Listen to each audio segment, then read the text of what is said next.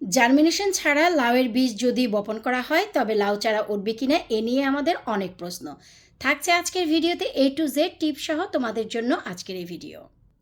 Hello everyone, আসসালামু আলাইকুম। কেমন আছো তোমরা সবাই? আলহামদুলিল্লাহ, আমি তো অনেক ভালো আছি। আশা রাখছি তোমরাও ভালো আছো। তোমাদের যে প্রশ্নগুলো আসছে সেগুলো একদমই সঠিক সময়ে সঠিক প্রশ্ন, কারণ এখনই সময় হচ্ছে লতালো গাছগুলো লাগানোর। বিশেষ করে লাউয়ের উপরে তো আমরা সবাই ঝাঁপিয়েই পড়েছি বলা চলে। তো এখন আমি বরাবরই শতভাগ জার্মিনেট করে তারপরে আমি গাছ লাগাই, আর জার্মিনেশনের শতভাগ রেজাল্ট পাওয়া যায়। আমি বরাবরই নতুনদেরকে এই কথাই বলে এসেছি যে জার্মিনেট করে তোমরা লাগাবা, কিন্তু যারা একদমই নতুন তারা টিস্যুটা ভেজানোর ক্ষেত্রে অনেকটাই কি বলে অ্যালার্ট থাকতে পারছো না, যে কারণে তোমাদের বীজগুলো নাকি ফাঙ্গাল ধরে যাচ্ছে। সেই হিসেবে আমি গতবার তোমাদের সাথে একটি ভিডিও শেয়ার করেছি যে সরাসরি মাটিতে কিভাবে বীজ দিবা। আমি হাজারি লাউয়ের 40টা বীজ দিয়েছি আজ 4 দিন আগে।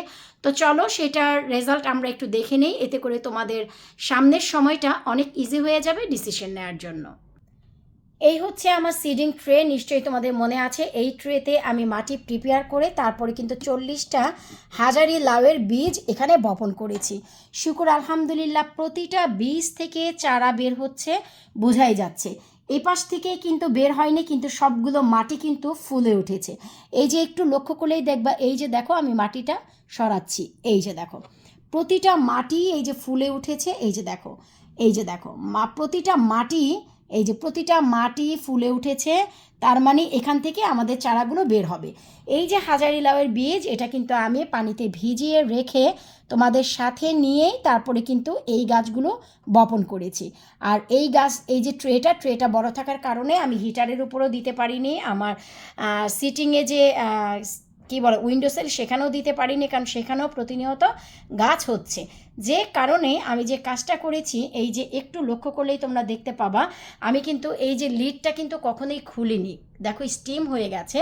তো তোমরা যে কাজ করতে পারো, লাউয়ের বীজ ভিজিয়ে রেখে মাটিটা কিভাবে প্রসেস করতে হয় এটার কিন্তু আমি একটা আলাদা ভিডিও দিয়েছি, তোমরা আমার চ্যানেলে গিয়ে দেখে নিতে পারো, অথবা মাটি তৈরির পটে মাটি তৈরির ভিডিওর লিঙ্ক আমি এই ভিডিওর নিচে ডেসক্রিপশন বক্সে দিয়ে রাখবো।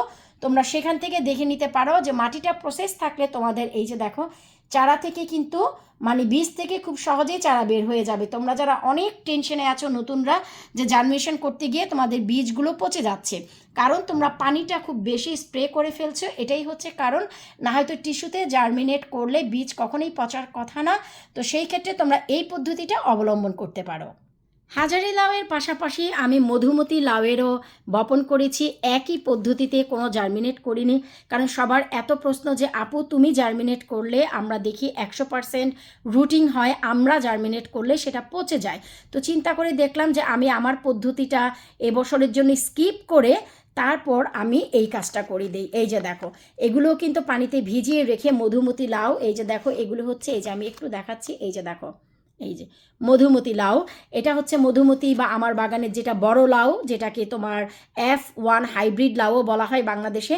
আমার বাগানের যেটা বড় লাউ হিসেবে তোমরা চিনে থাকো সেটাকে মধুমতি লাউই বলা হয়, অথবা F1 হাইব্রিড লাউ বলা হয়। তো যাই হোক, এই যে দেখো আমার বাগানের আমি 20টি বীজ দিয়েছি, 20টি বীজই গাছ বের হয়েছে। সো বীজের কোয়ালিটি 1000%, এটা আমি আগেও বলেছি, এখনও বলি। তো আমার ঘরে কিন্তু বিভিন্ন ধরনের লাউয়ের চারা আমি এবছর করব না।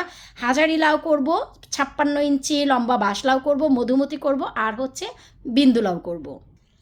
এটা বলার একটি কারণ আমার বাগানে হরেক রকম লাউয়ের ভিতরে তোমরা সবগুলি লাউই পছন্দ করো।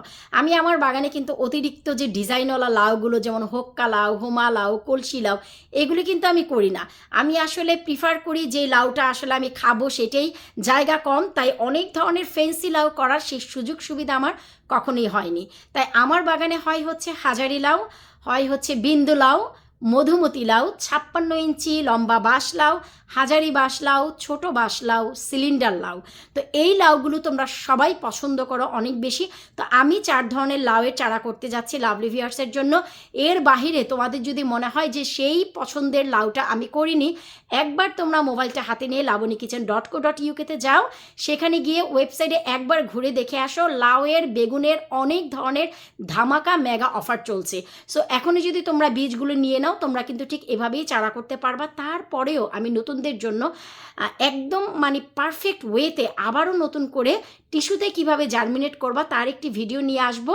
এতে করে দেখা গেল কি যে তোমাদের জন্য অনেক বেশি ইজি হয়ে যাবে, কারণ তোমরা জানতে পারবা যে এই বীজটা থেকে রুটিং হয়েছে, এই বীজটা থেকে গাছ বের হবে।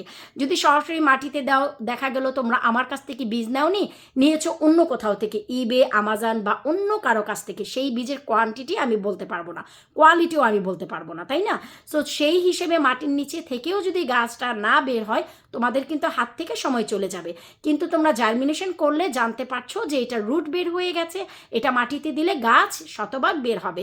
সো আমি অবশ্যই তোমাদের জন্য টিস্যুতে জার্মিনেশনটা আরেকবার দেখাবো, ইনশাল্লাহ আশা রাখছি কাজে লাগবে। আর যদি মনে করো যে না টিস্যুতে করবা না, তোমরা ভালো মানের বীজ কালেক্ট করেছো, যেমন কি তোমাদের আশেপাশে ভাই বন্ধুরা অনেকে গার্ডেনিং করে, কোনো অ্যালটমেন্ট আছে বা পাশের বাড়ি করেছে, সেইখানে এইখানে করেছে, সেখান থেকে যদি পারো তোমরা কালেক্ট করবা। ইবে বা আমাজন থেকে কখনোই কালেক্ট করবা না, ছবি থাকবে একটা, ফলন পাবা আরেকটা, আর যতগুলো বীজ পাবা সবগুলো থেকে গাছ হবেও না। গাছ হলে ফলও পাওয়া যায় না, নিজের এক্সপিরিয়েন্স থেকে বলছি। তাই তোমরা আশেপাশে কারো থেকে, পরিচিত কারো থেকে বীজ কালেক্ট করে সরাসরি মাটিতেই কিন্তু লতালো গাছগুলো তোমরা এভাবে রোপণ করে চারা করতে পারো। আর যদি মনে করো যে তোমাদের সুযোগ সুবিধা নাই, তাহলে একবার labunikitchen.co.uk আমার ওয়েবসাইটে চলে যাও, সেখানে আমাদের দেশীয় সমস্ত সবজির বীজ পেয়ে যাবা, তাও আবার আমার নিজের হাতের করা, আমার বাগানের 2025-এর নিউলি বীজগুলো। তো যাই হোক, আশা রাখছি তোমরা বুঝতেই পারছো যে তোমরা যদি মনে করো যে সরাসরি এইরকম বীজ পানিতে ভিজিয়ে রেখে মাটিতে দিয়ে দিবা, তাহলেও কিন্তু তোমাদের গাছগুলো বের হবে। হাজারি লাউয়ের গাছগুলো কত চমৎকার বের হয়েছে দেখো। আর এইগুলো কিন্তু বের হয়েছে, এই যে দেখো, যখন একটু উপরের দিকে উঠবে না, ওই যে তখনই আমরা সব দেখতে পাবো। অবশ্যই এর আপডেট নিয়ে আসবো, কারণ ঘরে এখন কিষানের ঘরে শুধু চারার মেলা চলছে, একে আর ভাই বলার অপেক্ষা রাখে। তো যাই হোক, আশা রাখবো তোমাদের কাছে এই ভিডিওটা অবশ্যই ভালো লেগেছে। একটি জিনিস মাথায় রাখবা, সব বীজের জার্মিনেশন করলেও শিম বীজের জার্মিনেশন কখনোই করবা না। শিম বীজের জার্মিনেশন করলে শিমের যে ফলন সেটা কিন্তু অনেক বেশি কমে যাবে। সেটা সরাসরি তোমরা সিডিং ট্রেতে দিয়ে চারা বানাবা, পানিতে ভিজিয়ে রাখতে পারবা, সিডিং ট্রেতে দিয়ে চারা বানাতে পারবা, কিন্তু টিস্যুতে জার্মিনেশন করলে সেটার ফলন রেট অনেক কমে যায়। সেটারও ভিডিও আমি তোমাদের কাছে নিয়ে আসবো ইনশাল্লাহ খুব শীঘ্রই, কারণ আমার ঘরে শিমের ফলন, করলার ফলনও অলরেডি শুরু হয়ে গেছে। তোমরা ডে বাই ডে সব কিছু পেয়ে যাবা, অলরেডি তোমার গাছের রিপোর্টিং চলছে।